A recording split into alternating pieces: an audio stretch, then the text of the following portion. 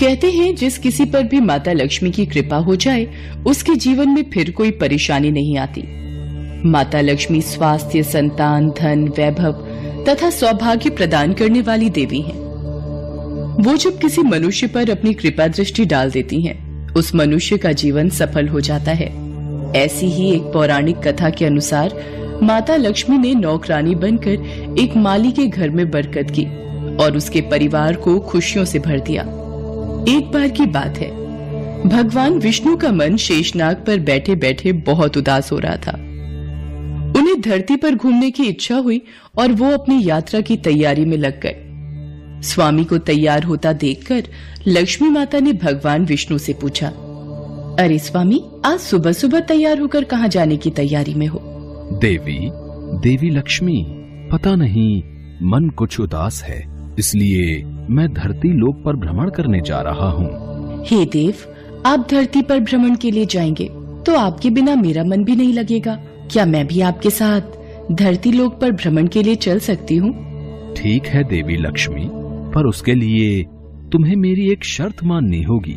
तुम धरती पर पहुंचकर उत्तर दिशा की ओर नहीं देखोगी। ठीक है स्वामी, मैं धरती पर पहुंचकर उत्तर दिशा में नहीं देखूंगी। मुझे आपकी शर्त मंजूर है।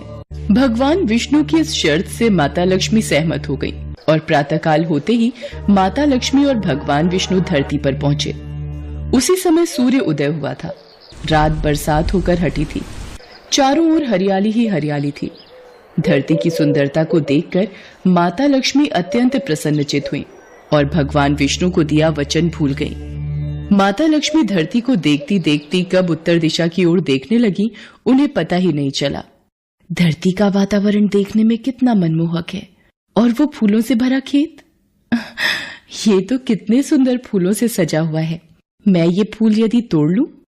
उत्तर दिशा में माता लक्ष्मी को एक बहुत ही सुंदर फूलों का खेत नजर आया और उसी तरफ से खुशबू के साथ बहुत ही सुंदर सुंदर फूल खिले थे। ये एक फूलों भरा हुआ खेत था। माता लक्ष्मी बिना सोचे समझे उस खेत में चली गई और एक सुंदर सा फूल तोड़कर ले आई। जब माता लक्ष्मी भगवान विष्णु के पास वापस आई तो भगवान विष्णु की आंखों में आंसू थे। ये देखिए स्वामी, कितना सुंदर फूल है। अरे स्वामी, आपकी आंखों में ये आंसू क्या हुआ? स्वामी, क्या मुझसे कोई गलती हुई है? बताइए स्वामी। देवी लक्ष्मी, आप मेरा वचन याद नहीं रख पाई। शर्त के अनुसार आपको उत्तर दिशा में नहीं देखना था और साथ ही साथ आपको ये भी सोचना था कि किसी की कोई भी वस्तु को कभी भी किसी से बिना पूछे नहीं लेना चाहिए। स्वामी, मुझसे भूल हो गई, मुझे क्षमा कर दीजिए। देवी लक्ष्मी, आपने जो भूल की है उसकी सजा आपको जरूर मिलेगी। जिस माली के खेत से आपने बिना पूछे फल तोड़े हैं, ये भी एक प्रकार की चोरी है। इसलिए देवी लक्ष्मी, आप 3 वर्ष तक माली के घर में रहेंगी। इसके बाद मैं स्वयं आपको वैकुंठ वापस बुलाऊंगा। जैसी आपकी आज्ञा स्वामी। माता लक्ष्मी ने चुपचाप सिर झुकाकर वचन स्वीकार किया और भगवान विष्णु वैकुंठ लौट गए। माता लक्ष्मी ने एक गरीब लड़की का रूप धारण कर लिया। खेत के मालिक का नाम माधव था। माधव की पत्नी 2 बेटे और 3 बेटियां थीं। सभी उस छोटे से खेत पे काम करके किसी तरह से गुजारा करते थे। खेत के पास ही माधव की झोपड़ी थी। माता लक्ष्मी माधव की झोपड़ी पर जाती हैं। माधव लड़की को देखकर पूछता है, तुम कौन हो और इस समय तुम्हें क्या चाहिए? मैं तुम्हारी क्या मदद कर सकता हूँ? मेरा नाम लक्ष्मी है। मैं एक गरीब लड़की हूँ। मेरी देखभाल करने वाला कोई नहीं। मैंने कई दिनों से कुछ भी नहीं खाया। मुझे कोई भी काम दे दो और मैं तुम्हारे घर का काम भी कर दिया करूंगी। बस मुझे अपने घर में एक कोने में आसरा दे दो। माधव बहुत ही अच्छे दिल का आदमी था। उसे लड़की पर दया आ गई। वो लड़की से बोला, देखो बिटिया, मैं तो बहुत ही गरीब माली हूँ। मेरी कमाई से मेरे घर का खर्च बड़ी मुश्किल से चलता है। लेकिन अगर मेरी 3 की जगह 4 बेटियां होती तो भी मैंने ही गुजारा करना था। जैसा रूखा सूखा हम खाते हैं वही खिला सकता हूं। यदि तुम मेरे यहां यही रूखा सूखा खाकर खुश रह सकती हो तो अंदर आ जाओ। आपने मुझे अपनी झोपड़ी में शरण दी। आपका बहुत बहुत शुक्रिया। माता लक्ष्मी 3 साल माधव के घर पर नौकरानी बनकर रही। जिस दिन माता लक्ष्मी माधव के घर आई थी, उसी दिन से ही माधव को इतनी आमदनी हुई कि उसने एक गाय खरीद ली। अजी, ये नई गाय खरीद लाए, ये तो बहुत अच्छा हुआ। आज तुम्हारी आमदनी बहुत अच्छी हुई। सरला, सब माता लक्ष्मी की दया है। माधव, मैंने कोई चमत्कार नहीं किया। ये सब तुम्हारे दयालु स्वभाव का ही फल है जो आज तुम्हें प्राप्त हुआ है। तुमने तो मुझे एक गरीब लड़की समझकर अपने घर में शरण दी है। धीरे धीरे माधव की आमदनी अच्छी हो गई। उसने जमीनें खरीद ली और फिर एक बड़ा पक्का घर भी बनवा लिया। सारी सुख समृद्धि, गहने, कपड़े, जेवर, सब कुछ अब माधव और उसके परिवार के पास था। लक्ष्मी माधव के घर और खेत में काम करती रहती थी। एक दिन माधव ने सोचा, मुझे ये सब इस लड़की लक्ष्मी के आने के बाद मिला है। जब से ये मेरे घर आई है, मेरी किस्मत ही बदल गई है। माधव लक्ष्मी के बारे में सोच में ही था कि एक दिन जब वो अपने खेत से काम खत्म करके घर आया तो अपने घर के सामने द्वार पर एक देवी स्वरूप गहनों से सजी एक लड़की को देखकर हैरान रह गया। उसने ध्यान से देखा। अरे, ये तो मेरी मुंह बोली बेटी यानी लक्ष्मी है क्या? ये तो साक्षात माता लक्ष्मी है। सरला, सरला, बच्चों के साथ बाहर आओ। माता लक्ष्मी स्वयं हमारे द्वार पर आई है। माधव का पूरा परिवार बाहर आ गया। सब हैरान होकर माता लक्ष्मी को देख रहे थे। माता लक्ष्मी, हमें माफ करना। हमने अनजाने में आपसे अपने घर और खेत का काम करवाया। माता, हम आपको पहचान नहीं पाए। हमसे ये कैसा अपराध हो गया। माता, हम सबको क्षमा कर दो। माधव, तुम बहुत ही नेक दिल और दयालु व्यक्ति हो। तुमने मुझे आश्रय दिया, 3 साल तक अपनी बेटी की तरह रखा। इसके बदले मैं तुम्हें वरदान देती हूँ कि तुम्हारे पास कभी भी खुशियों की और धन की कमी नहीं रहेगी। तुम्हें सारे सुख मिलेंगे जिसके तुम हकदार हो। माधव को और उसके परिवार को आशीर्वाद देकर माता लक्ष्मी अपने स्वामी भगवान विष्णु के द्वारा भेजे रथ में बैठकर बैकुंठ चली जाती हैं। माधव और उसका परिवार हाथ जोड़कर माता लक्ष्मी का गुणगान करता है।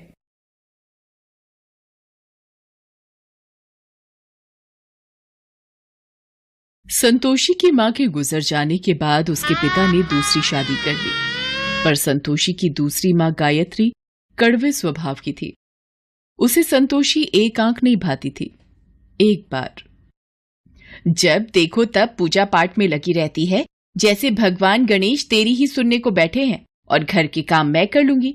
तुझे तो कोई चिंता ही नहीं है और तुमने बस एक गणेश की मूर्ति लाकर रख दी है और लगा दिया बेटी को पूजा पाठ में, जिससे घर के कामों से बच जाए। गायत्री, अगर संतोषी भगवान गणेश की पूजा करे तो उसमें क्या दोष? भगवान गणेश की पूजा करने से मन को शांति और सुख मिलता है।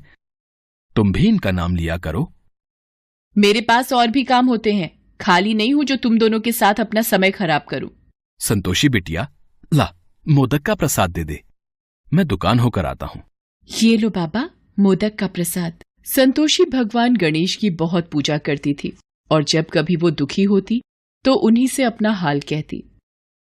हे गणेश जी, माँ मुझसे इतना बुरा व्यवहार क्यों करती हैं? वो पूनम से तो बहुत प्यार से बात करती हैं, पर मुझे डांटती रहती हैं। पूनम गायत्री की अपनी बेटी थी और संतोषी सौतेली। ये भेदभाव हमेशा से ही गायत्री दोनों में करती थी।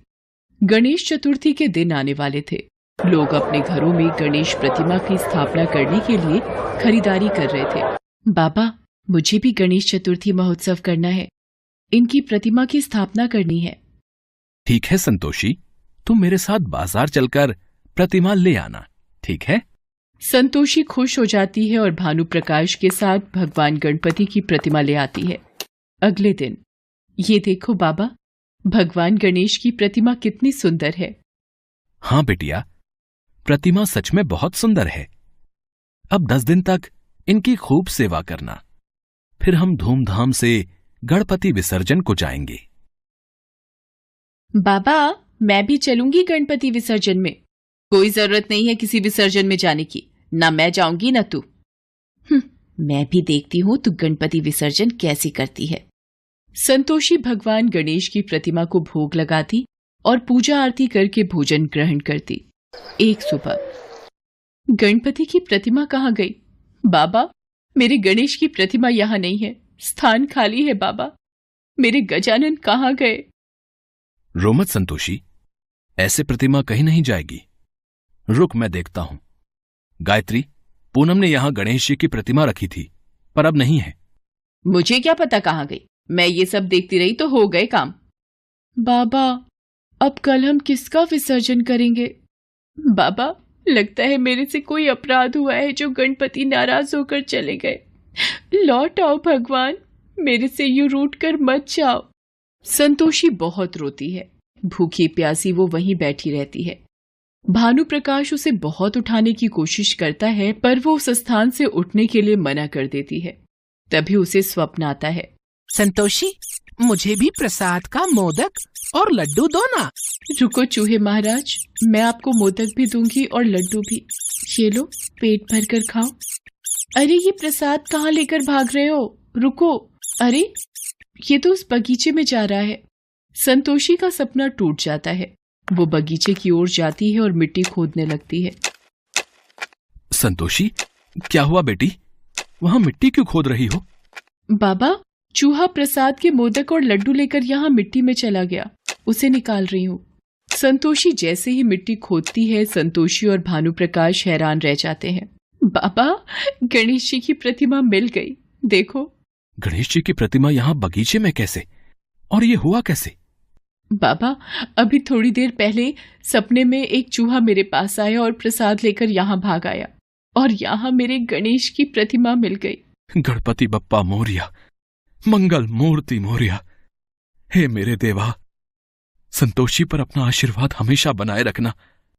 अगले दिन संतोषी और भानु प्रकाश श्रद्धा भाव से गणपति विसर्जन करते हैं। जब वो घर वापस आते हैं, हे भगवान, मेरे पेट का दर्द नहीं जा रहा। जानलेवा दर्द है, कोई कुछ करो। गायत्री, डॉक्टर ने जो दवाई दी है वो तुमने खा ली है ना? अब आराम आ जाएगा तुम्हें। गायत्री का पेट दर्द बंद ही नहीं हो रहा था। सुनो जी, दर्द ठीक नहीं हो रहा, कुछ करो। भानु प्रकाश पास के हॉस्पिटल में भी दिखाकर आता है, पर सारी रिपोर्ट्स ठीक थी। गायत्री की बीमारी कोई समझ ही नहीं पा रहा था। दर्द से मेरी जान निकल रही है, मेरा दर्द बर्दाश्त के बाहर हो रहा है, मैं मर जाऊंगी जी। गायत्री, सब जगह तो दिखा दिया है, मैं क्या करूं? रिपोर्ट भी तुम्हारी कुछ नहीं कह रही। माँ, ये गणपति विसर्जन के प्रसाद का मोदक खा लो, पेट का दर्द ठीक हो जाएगा। इतने बड़े बड़े डॉक्टर देख चुके हैं, दवाइयां ठीक नहीं कर पाई और तू ये मोदक दे रही है। गायत्री, अगर संतोषी कह रही है तो थोड़ा मुंह लगा लो प्रसाद। गायत्री जैसे ही मोदक का टुकड़ा मुंह में लेती है, उसके पेट का दर्द बिल्कुल ठीक हो जाता है। ये कैसे हो सकता है? मेरे पेट का दर्द गायब हो गया। मैंने कभी भी भगवान गणेश पर विश्वास नहीं किया, पर आज उनके नाम का प्रसाद खाकर मैं ठीक हो गई, और मैंने उन्हीं गणेश भगवान की प्रतिमा को घर के बाहर मिट्टी में छुपा दिया ताकि संतोषी पूजा न कर पाए, और आज इसी के हाथों से प्रसाद खाकर मैं ठीक हो गई। गायत्री, तुमने हमेशा संतोषी को अपने से दूर रखा। तुमने गणपति महाराज की प्रतिमा को उनके स्थान से उठाकर मिट्टी में दबा दिया। शायद भगवान ने इसी बात का तुम्हें सबक दिया है कि कभी भी किसी के साथ बुरा बर्ताव मत करो। संतोषी गणेश की भक्त है, इसके हाथों तो पानी भी अमृत बन जाता है। संतोषी बिटिया, इधर आ मेरे पास, अपनी माँ को माफ कर दे। गायत्री संतोषी को गले से लगा लेती है। भानु प्रकाश और पूनम भी ये देखकर बहुत खुश होते हैं। गायत्री को अपनी गलती का एहसास होता है। सब मिलकर गणेश जी की पूजा करते हैं। गणेश चतुर्थी के उत्सव पर गणेश संतोषी के जीवन में खुशियां बिखेर जाते हैं। संतोषी की गणेश भक्ति का फल